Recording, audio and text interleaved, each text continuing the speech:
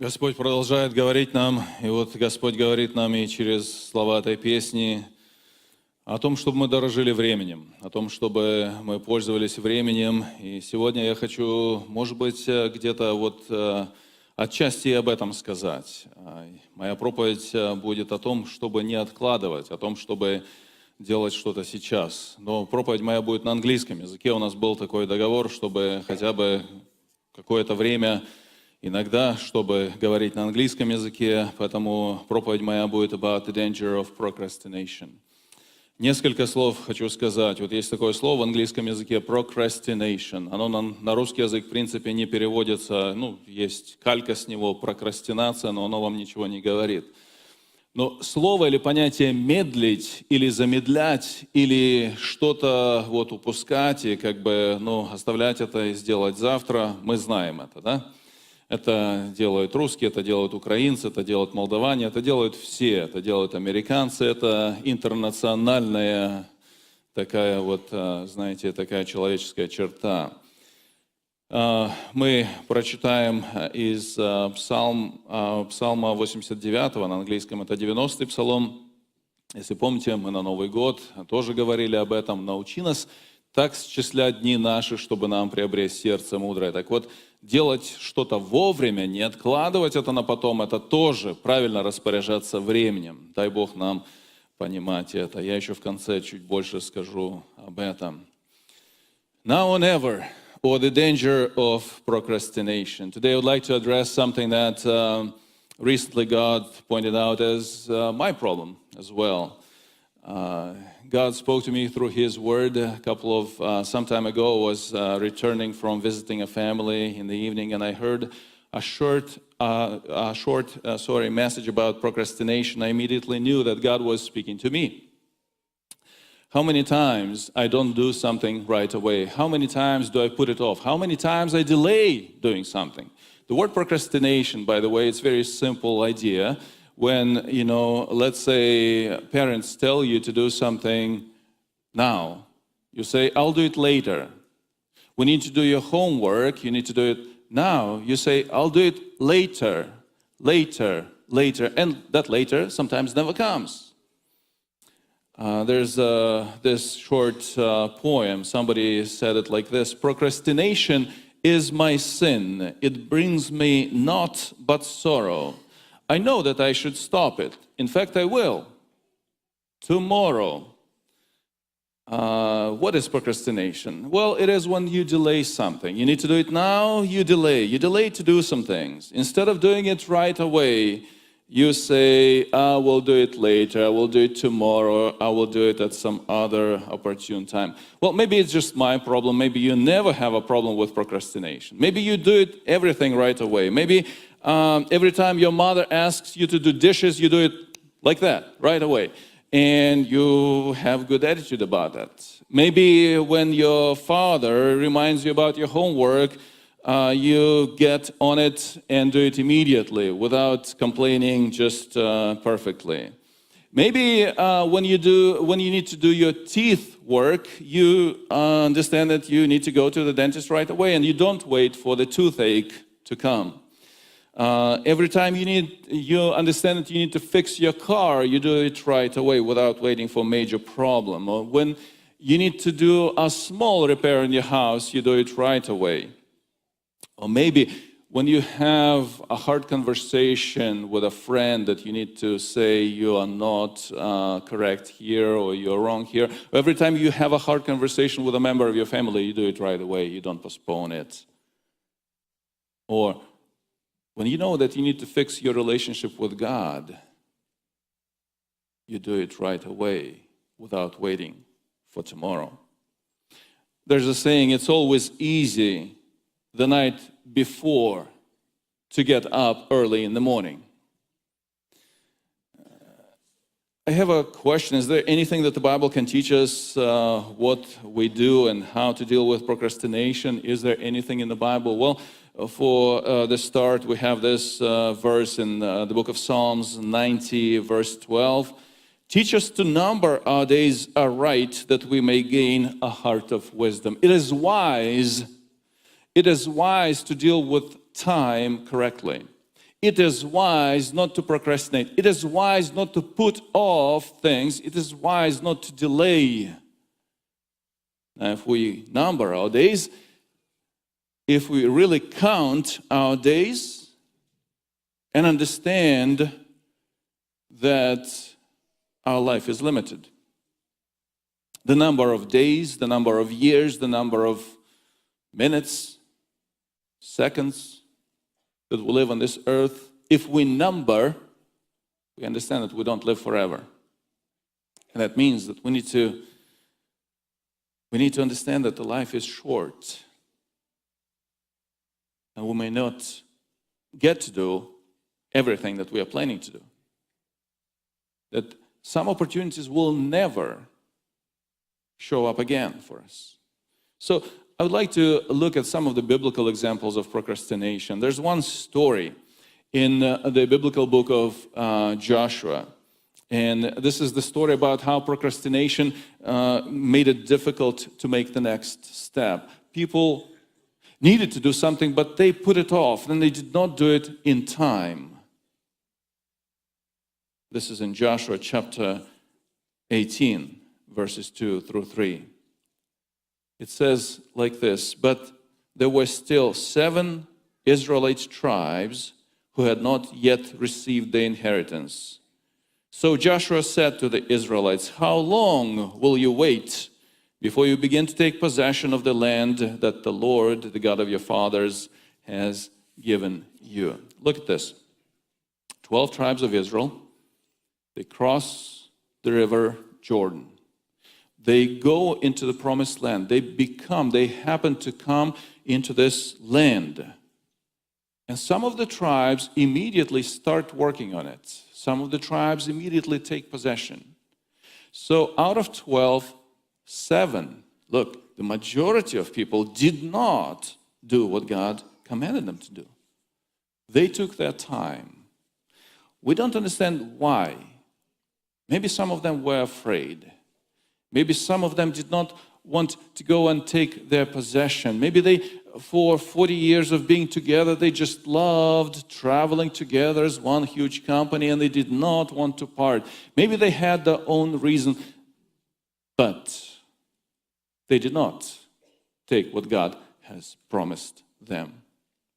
One pastor tells a story about one young man who had an exciting vision from God. He had this idea that God is asking him to do something for God. Other people supported him, and he was really on fire for it. Several years later, a pastor came to him and asked him how was his progress, how that idea was going.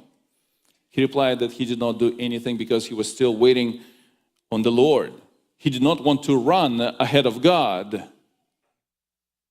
Well, the pastor was disappointed.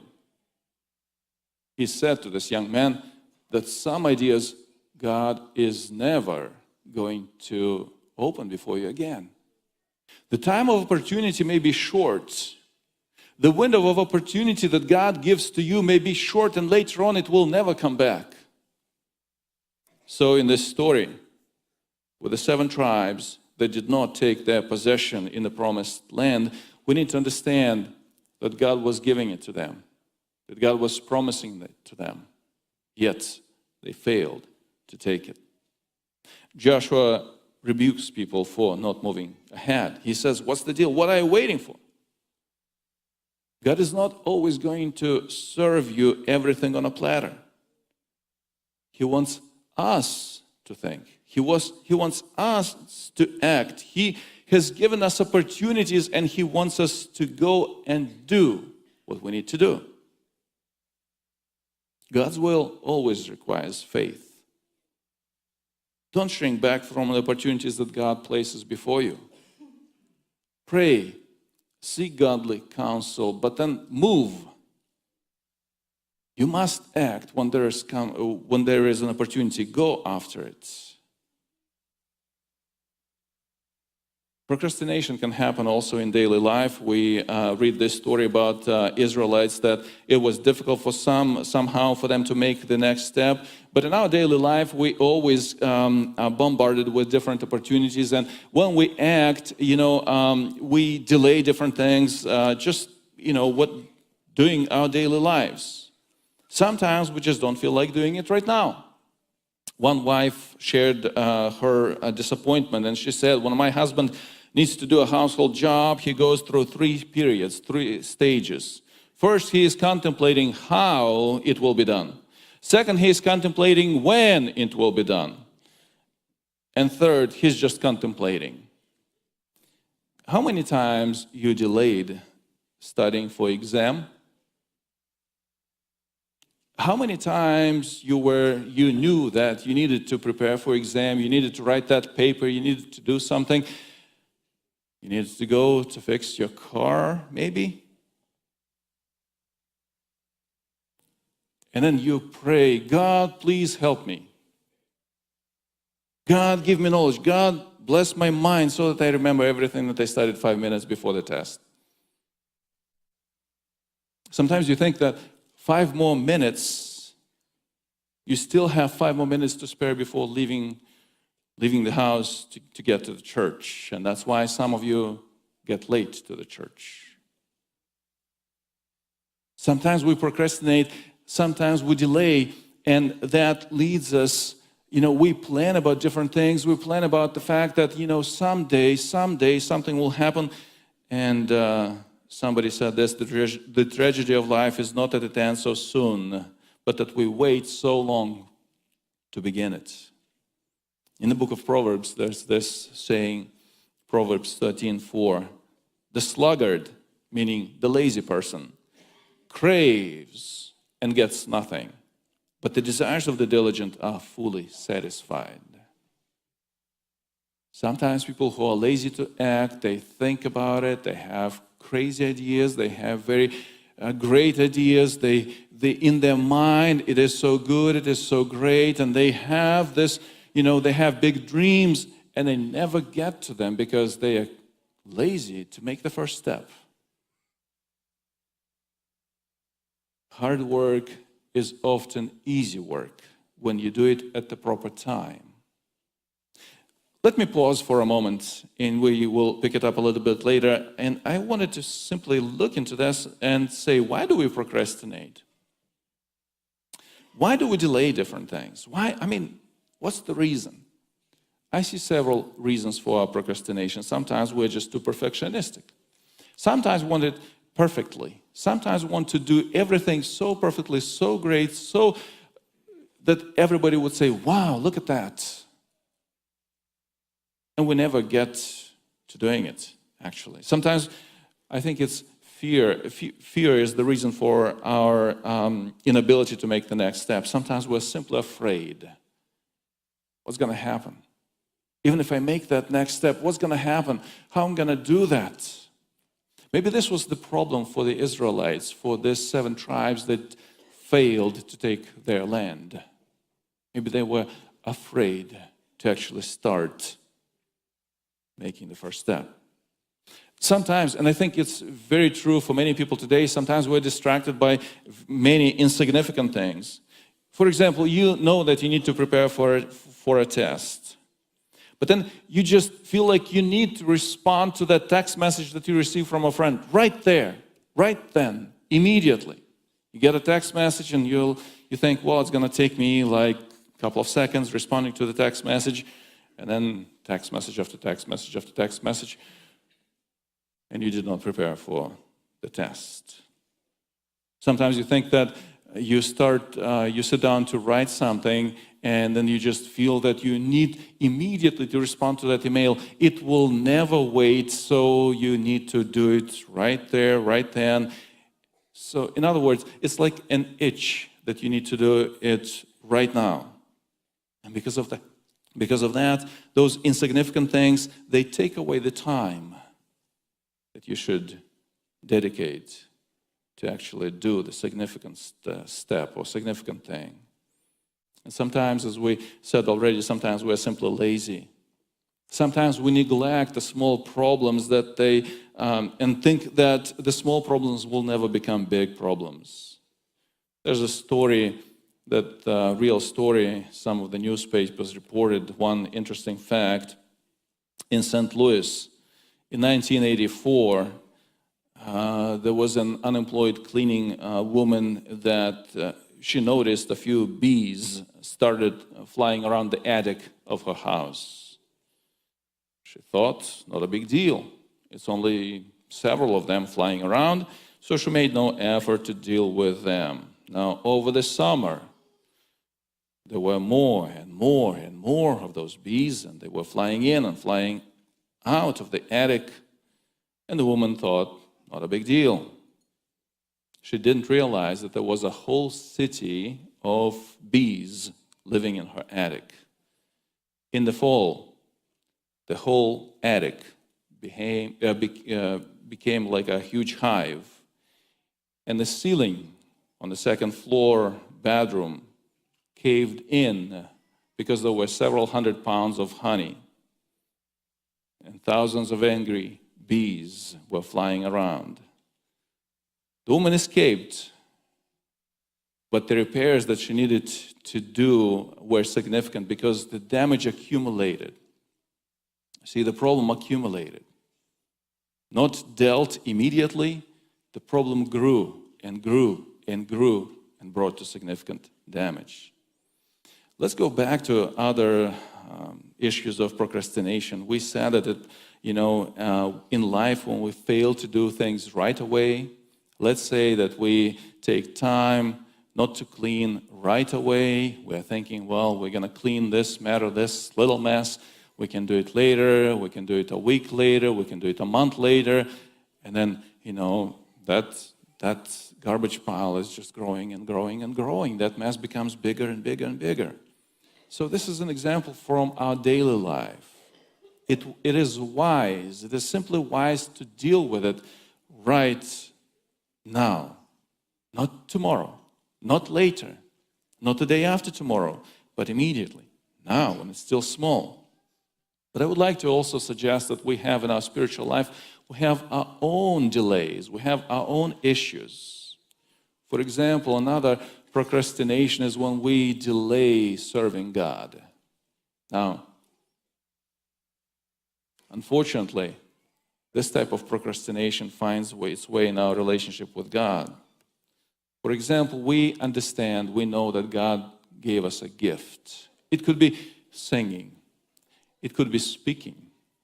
It could be doing something for God. We know that God gave us that gift, and we just say, okay, when I get a little bit older, in several years, I will start using that gift.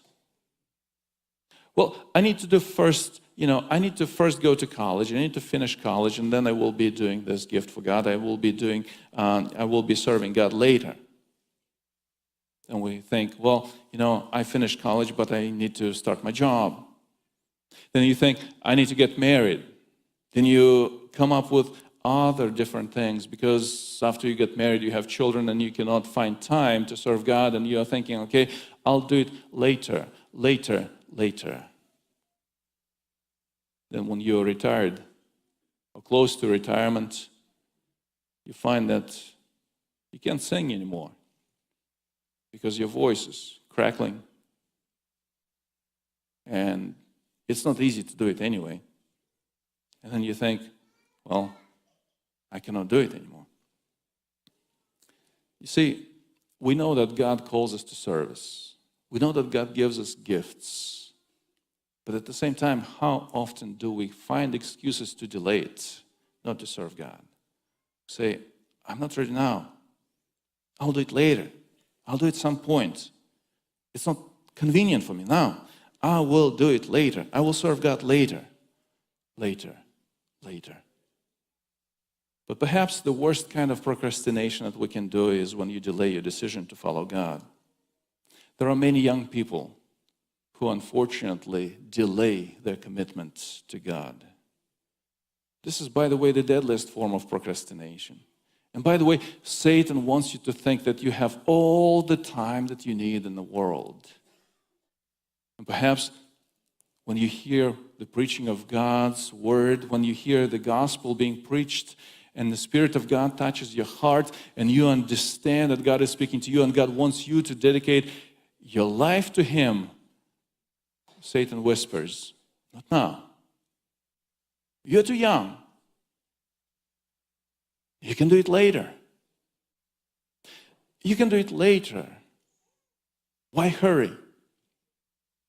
There's a lot of time. You can do it tomorrow."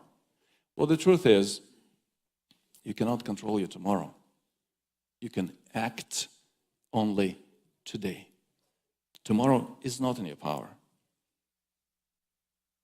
In the book of Hebrews, in the letter to the Hebrews, chapter 3, verse 15 says this, "As has just been said, today, if you hear His voice, do not harden your hearts as you did in the rebellion." The author of Hebrews reminds the people this story that in the wilderness, when they were going out from Egypt, when they were in the wilderness for 40 years, they heard the voice of God, but they were rebellious and they did not want to actually break their hearts to follow God. There's one story that happened during American Revolution. It illustrates the tragedy that can come from procrastination. It is reported that one colonel by the name Rahl, he was the commander of British troops in Trenton, New Jersey, was playing cards when he received a letter by a courier. And it was an urgent message saying that General George Washington was crossing the Delaware River. Rahl was playing cards. He was busy. He thought it was more important. So he put the letter in his pocket and didn't bother to read it until the game was finished. Then he realized that he needed to read the letter. He took it out, read it, and realized that the situation was very difficult, so he hurriedly tried to rally his troops, but unfortunately he could not do anything. He and many of his men were killed, and the rest of them were captured. A historian writing about this said, only a few minutes' delay cost him his life, his honor, and the liberty of his soldiers. Now, the history of Earth is covered with things like this. People had good plans. People even started making them. Some of them were half finished. And some of the strongest resolutions that people had, I will do this, I will build this, I will get there, I will start doing this, and they never got to them. I want to call your attention and to say, let go of your procrastination. Start changing your life right now. Perhaps you're dealing with a particular sin in your life. Perhaps you're dealing with a particular habit in your life that is, you find that is binding you. And you may be thinking, well, I need to start doing something tomorrow. I need to start doing something about that in the nearest future. Let me ask you, let me plead with you to actually start doing something today. Today, right now. Pray a prayer. Say a prayer. Say it with me. God, turn my someday into today. God, help me do it today. If you need to fix your relationships, if you need to talk to your relatives, maybe you need to make a hard conversation, today do it. Today decide to do something about that. If you need to make a decision about serving God, today commit to serve God. If the Word of God is calling you to start actually following Jesus Christ, today make that decision to follow Jesus Christ. commit your life to Him today. Today, if you hear His voice, do not harden your hearts. Мы сегодня говорили о том, что очень важно в жизни нашей не промедлять, не замедлять, не упускать тех возможностей, которые Бог посылает нам. В книге Иисуса Навина из 12 колен Израилевых мы находим, что только 5 колен завоевали то, что Бог им дал. Другие 7 остались без этого. И Иисус Навин говорит им, убеждает их, почему вы до сих пор медлите, почему вы ничего не сделали об этом. Он побуждает их к тому, чтобы они сделали. Мы часто медлим в жизни по разным причинам. У кого-то причина может быть страх, у кого-то причина может быть какая-то неуверенность, у кого-то причина может быть просто отвлечение какими-то неважными, пустыми, пустяшными делами. И за этими пустяковыми делами вы не замечаете, как время уходит. У вас уже просто нет времени сделать что-то важное. Иногда мы просто ленимся сделать то, что нужно сделать сейчас. К сожалению, это не только происходит в обыкновенной повседневной жизни, но даже когда мы служим Богу, мы иногда, понимая, что Бог призывает нас на служение, понимая то, что Бог дает нам возможности для служения, мы иногда упускаем эти возможности, думаем, завтра я начну служить Богу, в какой-то день я начну служить Богу, вот потом. Может быть, кто-то из вас сейчас вспомнит песню, которую когда-то группа «Набат» пела. Так в планах на завтра, что скрыто в тумане, за годом проносится год. А что, если завтра возьмет и обманет, и завтра совсем не придет? У нас очень много планов, у нас очень много идей, но как часто, к сожалению, эти идеи так и остаются на уровне идей, потому что мы замедлили, потому что мы промедлили, потому что мы сделали чего-то сейчас, потому что мы не сделали первого шага. И, к сожалению, наверное, самым серьезным промедлением, самым серьезным смертельным промедлением является промедление послужить, отдать Богу, отдать Иисусу Христу свою жизнь. Писание призывает нас, когда мы думаем о том, чтобы посвятить Иисусу Христу свою жизнь, Писание призывает нас делать это сейчас, делать это не потом, а делать это сегодня, сейчас. Апостол Павел когда-то писал и говорил, вот теперь время благоприятное, вот теперь день спасения. Писание говорит ныне. Ныне означает сейчас. Now. Вот в этот момент, сегодня, сейчас. Дай свое сердце Иисусу Христу. Дорогой друг, может быть, у тебя есть какие-то вещи, с чем ты борешься, может быть, у тебя есть какие-то проблемы, может быть, у тебя есть какие-то вещи, которые тебе нужно сделать, поправить отношения с Богом, поправить отношения с ближними, может быть, что-то сделать трудное, и ты все думаешь, потом. Почему бы не сделать это сегодня? Почему бы не сделать это сейчас? Я хотел бы пригласить нас к молитве. И хотел бы, чтобы в наших молитвах мы, во-первых, поблагодарили Бога, что Бог дает нам возможность сейчас, сегодня, в этот момент изменять что-то и делать что-то. Бог дает нам возможности так много делать для Него что-то. И чтобы мы попросили у Него помощи, чтобы мы не просто видели что-то, что нам нужно сделать, но чтобы мы могли сделать это сейчас, сегодня. После молитвы сестра Эллисон споет песню. Это песня о том, что наши сердца, которые бунтуют против Бога, которые восстают против Бога, Бог хочет, чтобы мы принесли Ему. Как в этом стихе. Ныне, когда вы услышите голос Его, не ожесточите сердец ваших. Я очень бы хотел, чтобы если в нашей собрании есть люди, которым Бог что-то говорит, может быть, Бог говорит тебе о том, что ты должен потрудиться для Него в какой-то конкретной сфере. Может быть, Бог говорит тебе, что ты должен отдать свое сердце Ему, чтобы во время этой песни, после того, как мы помолимся, Эллисон выйдет, споет, чтобы во время этой песни ты мог пройти сюда и помолиться. я буду ждать тебя, чтобы ты мог помолиться здесь. Давайте встанем, поблагодарим Бога за те возможности, которые у нас есть. Жить для Него, служить Ему, любить Его, повиноваться Ему. Помолимся.